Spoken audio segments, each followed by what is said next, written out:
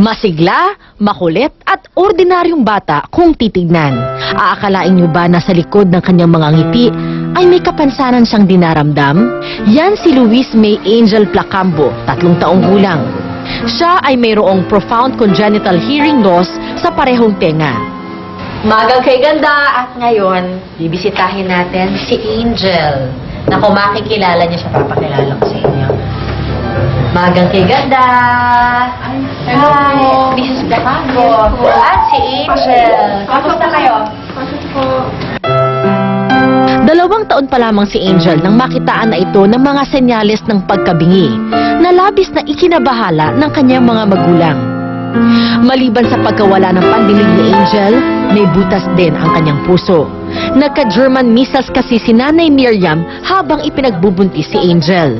Ano ang naging initial reaction mo? Sobrang emotional. Parang ayaw mo tanggapin. Pagka nakikita ko pa rin siya na ganyan. Hindi pa nag-aaral ng sign language yung parents ni Angel dahil ang gusto daw nila yung talagang makapagsalita siya.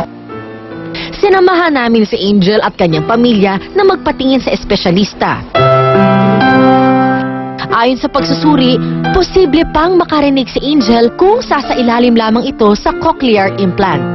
Si Angel meron siyang kapansanan sa pandinig, no, na pinanganak siyang ganyang congenital at saka masasabi natin profound.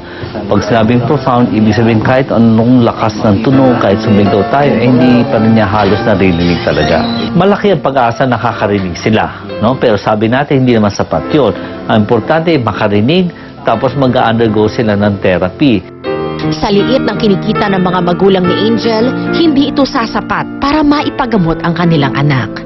Kaya ngayong Pasko, ang tanging inaasam nilang regalo ang mabigyan ng pag-asang makarinig ang kanilang munting anghel.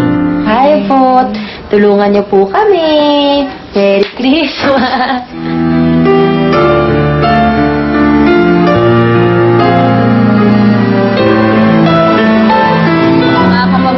Kami po ay kumakatok at ang pamilya Placambo sa inyong mga puso.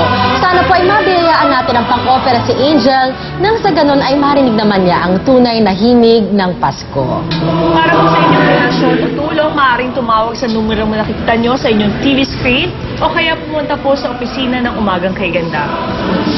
Magkasama natin bigyan pong katuparan ang Christmas wish po ni Angel.